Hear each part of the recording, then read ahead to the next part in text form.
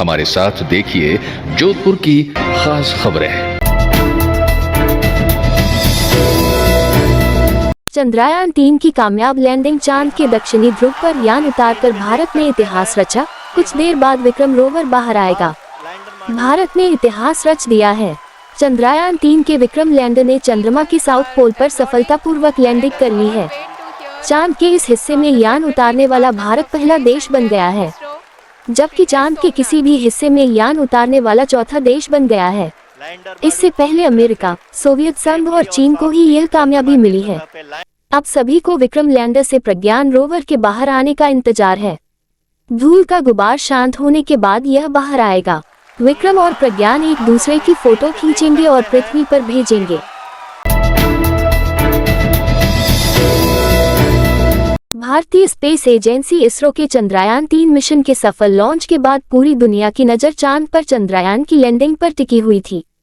जहां बुधवार को शहर भर में चंद्रयान के विक्रम लैंडर की सफल लैंडिंग के लिए प्रार्थना का दौर भी जारी रहा, वहीं भारतीय जनता पार्टी जोधपुर शहर की ओर से जूना खेड़ापती मंदिर में यज्ञ कर चंद्रयान की चांद के दक्षिणी छोर पर सफल लैंडिंग के लिए प्रार्थना की गई। वहीं दूसरी ओर जान्हा विकास विश्वविद्यालय में भी चंद्रयान के लैंडिंग का सीधा प्रसारण बृहस्पति भवन में दिखाया गया, जिसमें व्यास विश्वविद्यालय के कुलपति के साथ ही कार्यवाहक कुलसचिव मंगलाराम बिश्नोई की मौजूद रहे।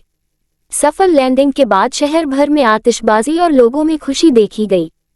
हमारे लिए गर्व की भी बात है। हमारे वैज्ञानिकों ने रात दिन मेहनत करके ये काम किया और देश के प्रधानमंत्री को विशेष तौर पे, क्योंकि उन्होंने जो भी उनकी रिक्वायरमेंट थी वो पूरी कराई और विश्व में भारत जो विश्व गुरु बनना चाहता है उसमें हम एक कदम आगे बढ़े। विश्व के अग्रणी देशों में, विश्व के प्रथम देशों में लाने का ये प्रयास उसी के ओर बढ़ने वाला प्रयास है।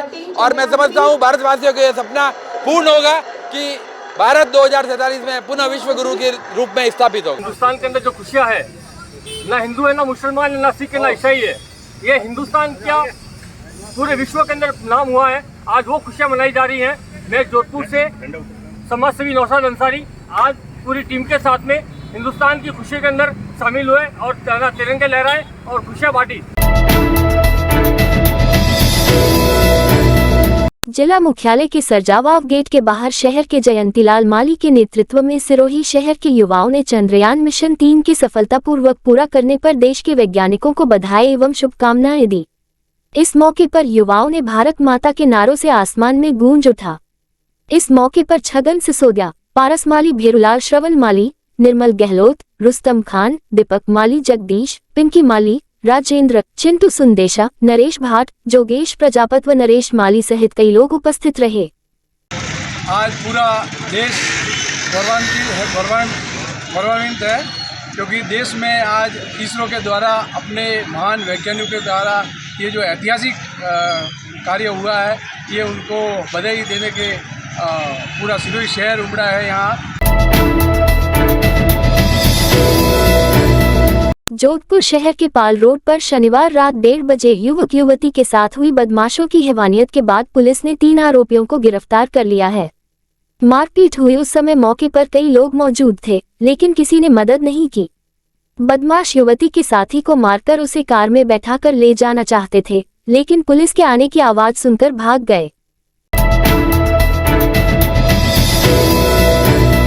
बिजली विभाग के कर्मचारी बुधवार को सड़क पर उतर आए। उन्होंने रैली निकालकर डिस्कॉम एमडी कार्यालय का घेराव किया और धरना देकर अपनी मांगें रखी। कर्मचारियों ने चेतावनी दी है कि यदि उनकी मांगों पर विचार नहीं किया गया तो वह आंदोलन को तेज करेंगे। जगदीश प्रसाद दाधीच ने बताया कि राजस्थान सरकार ने राज्य कर्मचारियों को तो पुरानी पेंशन का लाभ दे दिया, लेकिन जोधपुर डिस्कॉम के कर्मचारी अब तक ओपीएस की मांग कर रहे हैं। इसके लिए कई बार मुख्यमंत्री और मंत्री से मिल चुके हैं, लेकिन अब तक कोई राहत नहीं मिली है। संघ के बैनर तले सैकड़ों की संख्या में जोधपुर डिस्कॉम के कर्मचारियों ने पहले न्यू पावर हाउस तक रैली निकाली। इसके बाद एमडी ऑफिस पर ही धरना देकर रोष जताया। डिस्कॉम कर्मचारी नेताओं ने चेतावनी दी है कि यदि आने वाले समय में इन मांगों पर कोई निर्णय नहीं लिया गया तो आंदोलन को और उग्र करेंगे। जीवन में हमें मोह, ममत्व एवं काया के प्रति आसक्ति का त्याग करते हुए पापों से बचना चाहिए। काया के प्रति मोह के कारण मोहनीय कर्मों का तीव्र बंधन हमें ले डूबेगा। उक्त वक्तव्य संत निपुण चंद्रसागर ने मोहताजी मंदिर में धर्म सभा को संबोधित करते हुए दिए। उन्होंने कहा, काया नश्वर है, आत्मा अजर अमर अविनाशी है। संत प्रवर ने श्रावक के 14 नियमों की पालना पर बल देते हुए दैनिक दिनचर्या में उपभोग की जाने वाली वस्तुओं को सीमित करने की प्रेरणा दी। उन्होंने ये भी कहा कि जीवन में हम कई वस्तुओं उपयोग नहीं भी करते हैं, लेकिन उसका त्याग भी नहीं किया हुआ है तो इसका भी कर्मबंध होता है।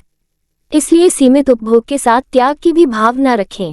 ट्रस्ट प्रवक्ता दिलीप जैन ने बताया कि धर्म सभा में सूरत से आए घेवरचंद, मदनलाल हरनेसा, नरपत बरमेचा, राजेंद्र सिंह मोहता एवं संजय मेहता सहित कई श्रोता उपस्थित थे।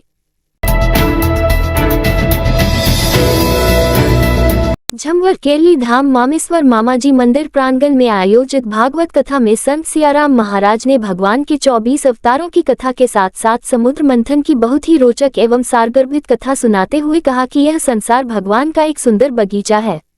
यहाँ 84 लाख योनियों के रूप में भिन्न भिन्न प्रकार के फूल खिले हुए हैं।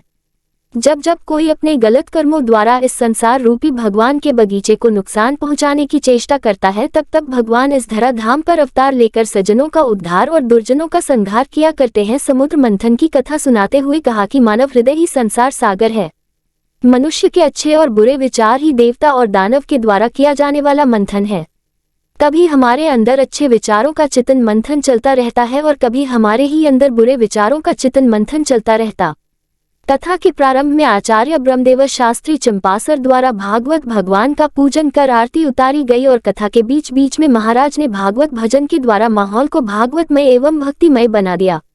कथा सुनने के लिए आसपास के ग्रामीणों की भारी भीड़ उमड़ रही है। ये थे आज के मुख्य समाचार। विस्तार से जानने के लिए पढ़ते रहिए दैनिक नवज्योति। दैनिक नवज्योति के YouTube चैनल को सब्सक्राइब करें और ताज़ा अपडेट के लिए बेल आइकॉन दबाएं।